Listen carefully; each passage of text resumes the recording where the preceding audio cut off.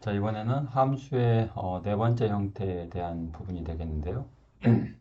먼저, 먼저 여기 그림에서 보면 앞에서 우리가 매개 변수하고 반환값에 대한 관점에서 있냐, 없냐에 관한 내용 관점에서 네 가지 타입을 살펴봤습니다. 첫 번째는 가장 단순한 매개 변수도 없고 반환값도 없는 형태. 그다음에 두 번째는 우리가 매개 변수가 있는데 반환값이 없는 형태. 그다음에 세 번째로는 매개 변수는 없지만 반환값이 있는 형태. 이렇게 살펴봤고요. 마지막으로 매개 변수도 있고 반환값도 이런 형태라고 보시면 되겠습니다. 따라서 이 지금 오늘 하게 되는 이 형태가 어떻게 보면 가장 일반적인 함수 형태라고 볼 수가 있겠고요. 이 네 번째 형태의 그 함수를 이용하면 여기 뭐 나머지 형태의 함수들을 다 기능을 다 포함할 수 있게 됩니다. 그래서 뭐 꼭 이렇게 만들어라는 건 아닌데 이 일반적인 이 함수의 반환값도 있고 매개 변수 있는 이런 형태를 우리가 일반적인 함수 형태다, 가장 대표적인 함수 형태다 이렇게 얘기를 할 수가 있겠고요. 자, 이걸 한번 살펴보도록 할게요. 먼저 지난 시간에 지난번 동영상에서 본 내용들을 잠깐 살펴보면 여기 왼편에 있는 것처럼 이렇게 내가 get coin 해가지고 어, 어떻게 보면 y는 함수인데 fx 형태 함수를 우리가 살펴봤습니다. 그래서 함수 내부에서 어떤 데이터를 만들어지고 그 만들어진 데이터를 반환하는 이런 형태를 살펴봤습니다. 자, 그래서 인풋을 우리가 키보드에서 입력을 받게끔 이렇게 처리를 했었는데, 자, 이번에는 이 함수를 조금 이런 형태로 바꿔보죠. 자, 이거는 지우고요. 이번 형태는 여기 랜덤 모듈을 사용을 해봤습니다. 우리가 아직 이거 살펴본 사람도 있을 거고 안 살펴본 사람도 있을 텐데 이 랜덤 모듈은 이미 어떤 수를 만들어낸다 이렇게 보시면 되겠습니다. 자, 그래서 이 랜덤 모듈 안에 있는 그 기능 중에 단순 랜덤이라고 하는 메소드가 있습니다. 보이는 형태는 함수랑 비슷하죠. 네, 함수랑 비슷한데 여기서는 이제 메소드란 말을 제가 사용을 했는데 그냥 기능을 갖는다, 함수나 유사하다 이렇게 일단 보시면 될 것 같고요. 이 랜덤 모듈 안에 있는 랜덤이라고 하는 이 함수를 갖다가 또는 메소드를 갖다가 이용을 했습니다. 그래서 이 getCoin 함수 이름은 똑같은데 여러분이 직접 어떤 인풋 값을 만들어내는 게 아니라 얘가 이미 어떤 수를 만들어냅니다. 참고로 이 랜덤 모듈 안에 있는 이 랜덤 함수는 0에서부터 1을 포함하지 않는 수, 이를 포함하지 않는 이 실수 구간의 임의의 실수를 이 함수가 호출이 될 때마다 임의의 값을 결정을 해서 반환을 해줍니다. 여기서 반환이란 말이 나오죠. 랜덤이라고 하는 함수가 0을 포함해서 1보다 작은 임의의 실수를 결정을 해서 반환을 해주게 됩니다. 따라서 반환된 값을 우리가 r에다가 좀 저장을 했고 그 r이라고 하는 값이 0.5보다 크다 라고 했을 때는 프론트 0.5보다 크지 않다 라고 했을 때는 맥이라고 하는 값이 코인에 들어가게끔 이렇게 한 거죠. 어떻게 보면 동전 던지기 앞면과 뒷면에 나올 확률을 나오는 어떤 경우수를 똑같이 해가지고 이렇게 프론트 반반 나올 수 있도록 이렇게 코인을 호출했을 때 프론트가 나오거나 또는 백이 나올 수 있는 어떤 경우가 반반 50% 정도 되게끔 각각 50%가 되게끔 이렇게 함수를 만든 거예요. 기존의 함수를 입력이 아니라 랜덤한 모드를 이용을 했다라는 게 차이점이 되겠습니다.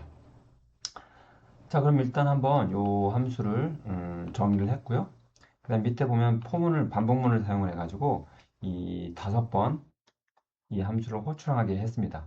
따라서 이 getCoin은 방금 얘기한 것처럼 난수에 의해 가지고 이 확률값이 0.5보다 큰 경우는 프론트, 그렇지 않은 경우는 백이 나오기 때문에 그 값이 이제 우리가 모르죠. 네, 5번 호출을 낼 때마다 각각 경우수가 다르게 나올 겁니다. 자, 이런 상황을 한번 가정을 해보고 프로그램을 한번 실행해 보도록 하겠습니다. 자, 실행을 했더니 세 번 프론트가 나왔고 2번 백이 나왔네요. 자, 참고로 여기 값도 한번 출력을 해보죠. 이왕 이렇게 나온 거니까 여기 반환에서 나온 값을 한번 우리가 출력을 해가지고 예, 출력을 해서 그 값을 확인해 보고 이 비교의 결과가 어떻게 되는지 한번 코드를 바꿔본 다음에 한번 실행을 해보죠. 자, 이렇게 봤더니 이번에는 지금 첫 번째 R 값이 0.01 나왔어요. 0.5보다 작죠? 따라서 여기 지금 100이라고 나온 거고, 그다음 0.7이니까 프론트, 0.56이니까 프론트, 0.38 100, 0.6이니까 프론트, 이렇게 각각 나온 거를 확인해 볼 수 있습니다. 자, 지금 현재 이 함수는 y는 f 형태의 함수죠. 네, 그래서 지금 임의의 값이 결정돼서 나오는 이런 형태로 지금 되어 있고요. 자, 오늘 이번 시간 배울 함수 형태는 파라메터가 있는 이런 형태의 함수입니다. 그래서 지금 이 함수를 이 아래 형태로 바꾼다는 거죠.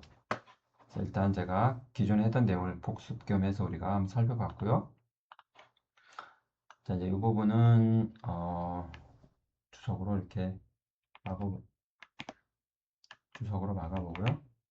이 함수를 한번 제 주석을 풀어서 한번 해보도록 하죠.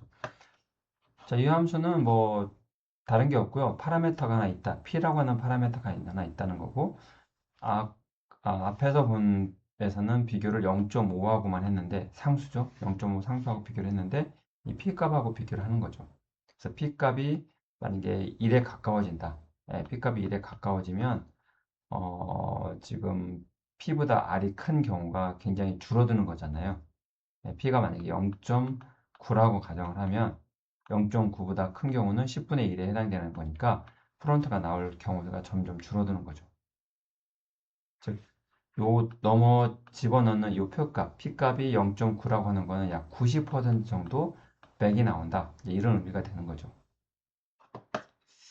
자, 그러면 한번 조금 어려워진 것처럼 느껴질 수 있는데 이 파라미터 값에 의해서 이 백이 나오는 비율을 조절을 한다. 이렇게 이해를 하시면 되겠고, 지금 우리가 배우려고 하는 형태의 함수는 이런 형태, 반환값을 가지고 있는데 이 파라메터에 의해서 즉 x라고 하는 재료에 의해서 펑션이 어떤 특정한 기능을 하고 그 기능에 의해서 나온 결과값을 y에 저장하는 이런 형태의 함수다 라고 이해하시면 될 것 같습니다. 자, 만들었으니까 한번 실행을 해보죠. 저장하고 실행.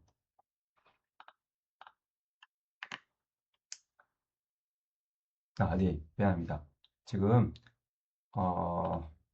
제가 함수를 파라미터를 좀 사용하지 않았네요. 여기 함수에다 P값을 여기 P값을 0.2로 한번 해볼게요. 이렇게 해서 그리고 함수 getCoin은 지금 파라미터가 지금 제가 집어넣지 않은 경우이기 때문에 아무것도 지금 안 나온 거를 볼 수가 있고 여기다가 P를 집어넣을게요. 저장하고 실행. 자,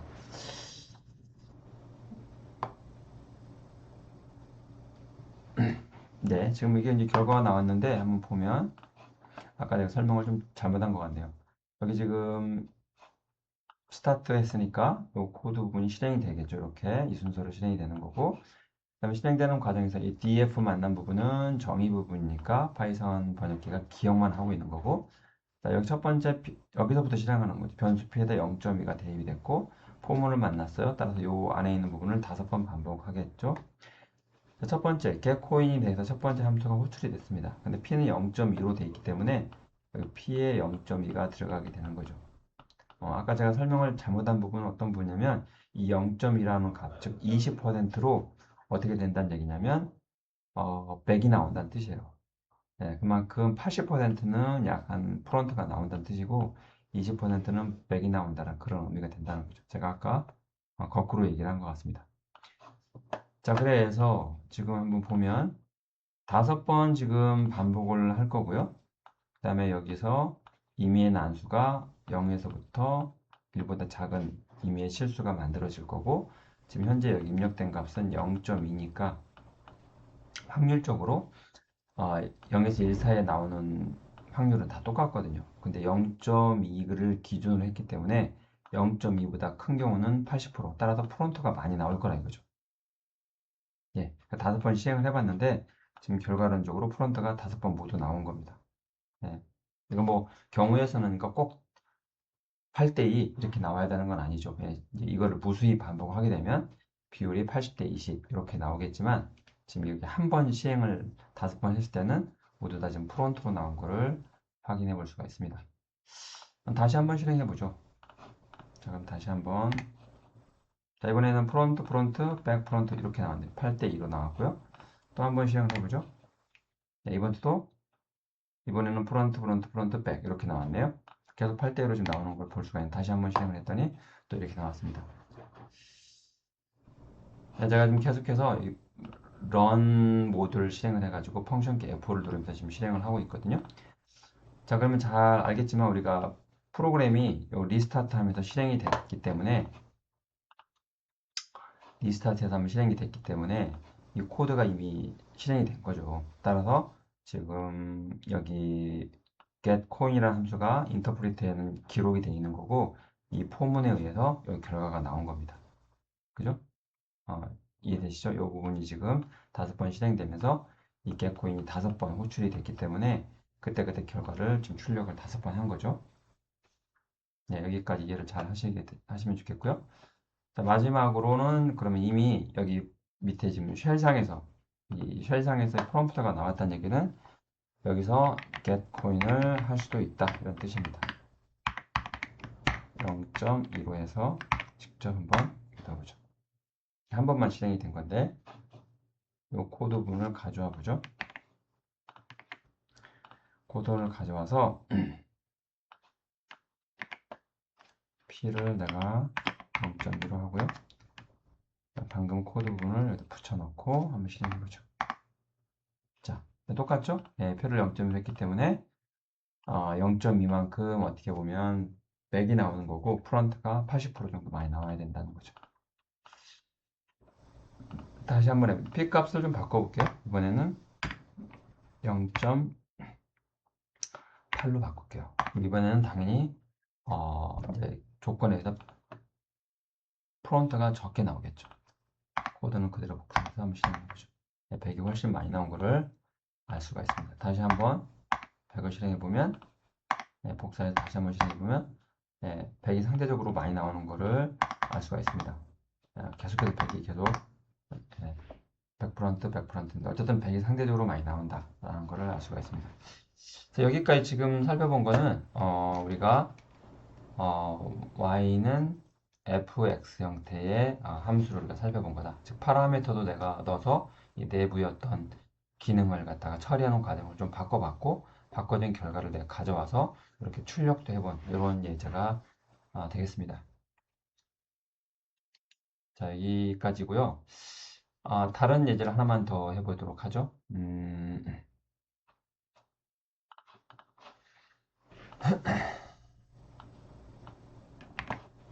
자, 여기서는 쉘에서 해보도록 하겠습니다.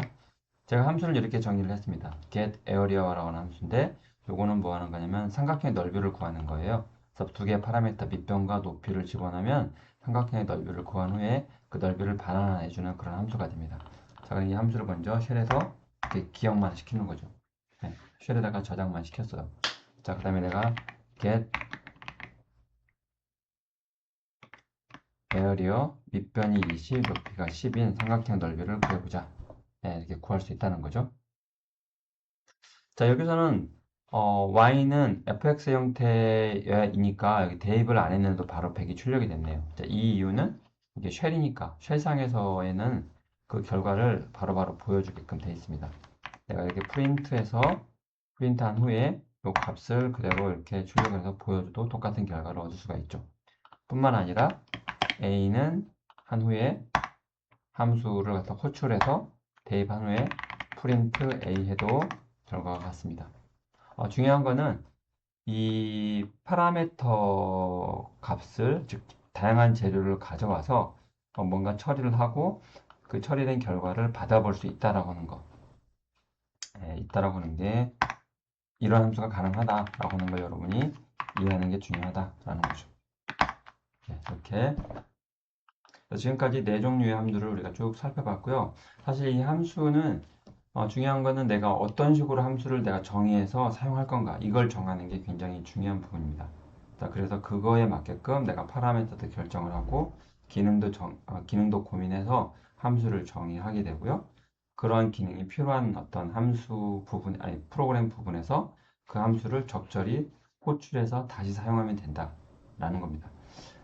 그래서 처음에 이거는 이제 함수를 내가 만들어 쓸 거냐 말 거냐 하는 거 결정하는 것부터 시작을 해서 어떤 함수를 만들 거냐 하는 이런 모든 부분들은 프로그래머, 개발자 또는 사용자에 의해서 결정되는 겁니다. 그래서 뭐가 옳고 그르다라고 하는 거를 이제 어떤 특정한 기준이 없는 한 판단하기는 어렵습니다. 다만 이제 함수를 이렇게 정의를 하게 되면 우리가 첫 시간에 얘기한 것처럼 코드를 재사용할 수 있다는 거, 그냥 프로그램의 어떤 구현과 분석 또는 때로는 디버깅, 수정하는 데 굉장히 용이하게 된다라고 하는 거, 그런 장점이 있기 때문에 그런 기능들이 필요할 때 그런 장점이 두드러지게 필요한 경우에 사용을 하면 된다라고 보시면 되겠고, 이 함수 사용하는 방법은 여러 문제를 통해 가지고 다양한 문제를 통해서 여러분이 직접 다양한 형태로 만들어 보고 실습해보고 하면서 자연스럽게 습득되는 그런 지능이라고 어떤 지식이라고 생각이 됩니다. 자, 여기까지 함수 마치도록 하겠습니다.